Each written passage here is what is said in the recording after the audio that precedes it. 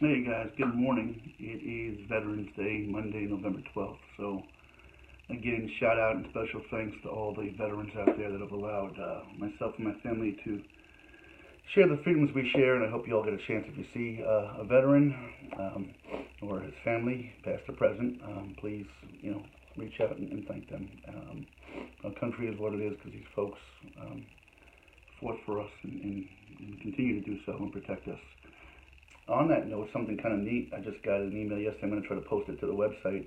One of my dearest journey friends, Gary Guttrell, who introduced me to Honor Flight Chicago, shared a news clipping that Honor Flight Chicago had previously targeted World War II veterans and Korean War veterans. Well, they had an article in, I'm not sure if it was a Tribune or which paper was in Chicago, but they're now going to be trying to honor Vietnam veterans. And if any group of soldiers and had deserves appreciation, it's these folks.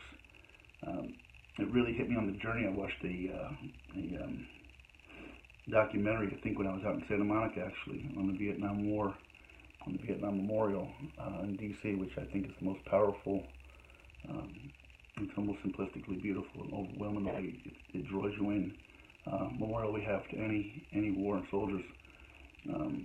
But I was born during the war, so I didn't get a chance to fully appreciate it. I've heard stories and seen movies in my later years, probably starting in the late 70s to on through, but I didn't get a chance to see the war, the effects on our country, how it divided folks, and most importantly how our general society reacted to these soldiers, these men and women when they came home, and how they were treated, and in some cases disrespected. One of the most powerful things about that documentary was a woman who back then, was in this peace, love, war, hippie culture to some degree. I'm not saying they're the only folks that did this, but protesting the war. And I remember her conversation very poignantly. It just really hit me that when she came back, she had said some things to some servicemen that were not pleasant. And we're talking, I don't know when this documentary was filmed, but it had to be 2015 or so. So we're talking almost 35, 40 years after the war ended. And you could still see the guilt which she had, and she gave a very heartfelt apology. Not specifically to the person because she didn't have that person in front of her, but you can tell it was one of her life's biggest regrets, and to carry that around with you a little bit. I remember one time when I was young, kind of on the same note, I went to film it myself. I must have been about 18, and I guess I used a racial slur, which wasn't the N-word, but I didn't realize it was a racial slur, so to speak. I mean, I guess I did, but I didn't. And to this day, not every day, but there are times I flash back to me saying that one sentence, and it embarrasses me, and I regret it as much as anything in my life. And I've certainly not led a perfect life, so there's certainly a lot to look back on and wish I could change, but that's one of them. So I understand what it's like to be looking back 35, 40 years with, if you could change one thing. I don't think it defines me as a person. I hope it doesn't, but certainly I've tried to learn from it, and I've regretted it for a long, long time.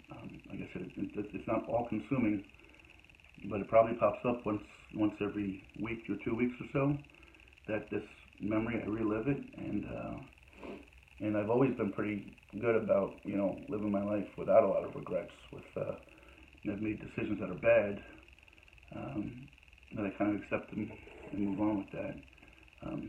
And this was not part of my original plan for the conversation, but I just kind of like to try to be transparent with you guys. So I certainly understand that this woman has lived with this guilt for 35 or 40 years.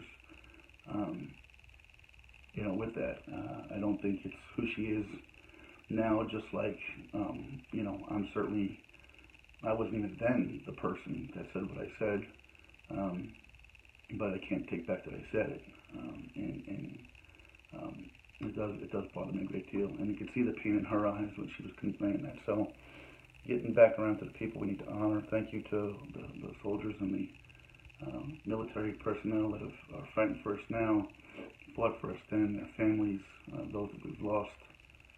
Thank you. So happy Veterans Day, guys. On that note, Journey friend Lisa had sent me on Messenger. The Messenger doesn't forward. I got to try to find a way to attach it, but certainly there's a ton of military songs, but one that she thought would be appropriate to share with you guys was Phil Vassar, who happens to be my favorite artist, singing a song called American Child. So I'm going to try to attach that to the Facebook page, along with Gary Gautreau's highlight about Honor Flight Chicago starting to approach Vietnam vets to share and take them. To those of you that are new to me or new to the site or only sort of follow me after I was in Chicago, if you don't know what Honor Flight is,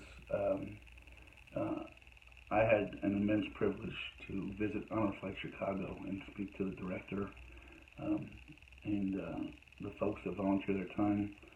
I got to see a couple of veterans who appreciated what they do. And also along the journey, it was fascinating. I met a couple of families that participated